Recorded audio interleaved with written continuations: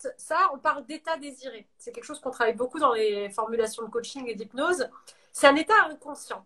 Et en fait, notre cerveau, pour savoir qu'on est réel au quotidien, qu'est-ce qui fait que toi, tu sais que je suis réel aujourd'hui, que tu me parles? C'est pas comment tu te sens à l'intérieur. C'est pas parce que tu te dis, ouais, je suis content, je me sens bien, on discute. Ce qui fait que tu sais que je suis réel, c'est parce que tu me vois, tu m'entends. Si on était à côté, tu pourrais peut-être me toucher. C'est tes cinq sens. Et en fait, c'est nos cinq sens qui font qu'on récupère de l'information en permanence au quotidien, qui crée notre réalité mentale. Et en fait, ces cinq sens, c'est un peu le gage de ça existe, c'est réel. Si je te dis, il y a une licorne qui passe derrière moi, tu vas jamais me croire. Ou si je te dis, il y a trois fantômes derrière toi, peut-être tu vas te dire, ouais, ça existe, mais tu vas pas vraiment y croire. Mais pour les objectifs de vie, c'est pareil. Si tu veux réussir à utiliser ton cerveau correctement, il faut toujours, dans tes objectifs et dans tes intentions, et c'est aussi une des clés qui fait que ça marche, avoir un objectif concret.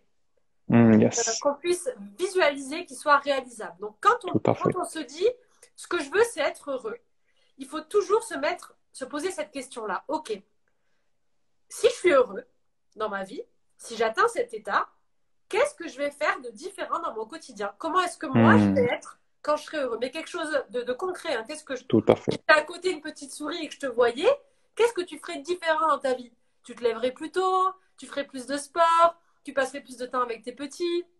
Qu'est-ce que tu ferais de différent en fait? Tu aurais plus de sourire.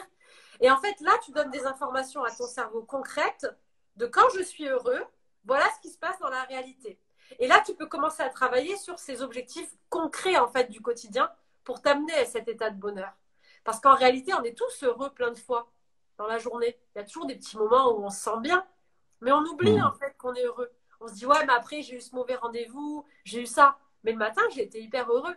Et le cerveau, s'il n'a pas des repères concrets, eh ben, il oublie. Donc, quand vous avez un objectif à vous mettre en place ou quand vous voulez atteindre quelque chose d'un état, posez-vous toujours la question, qu'est-ce que je ferai quand je serai dans cet état de concret, en fait, de matérialisable? Et mettez-vous ces sous-objectifs-là à faire. Et vous allez voir que cet objectif concret, il vous amènera à l'état désiré, en fait, qui est d'être heureux, d'être amoureux, etc. C'est comme des gens qui demandent, je veux être amoureux, je veux être aimé, mais qu'est-ce que tu vas faire? Ben, je serai avec quelqu'un, je m'habillerai bien, je prendrai soin de moi. Ok, mais Yes. commence alors par sortir, par rencontrer des gens, par prendre soin de toi. Et là, tu as la différence en fait du cheminement.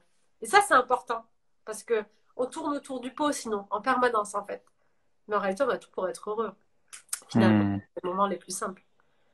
Non, magnifique, Stéphanie. Les amis, dites-nous en commentaire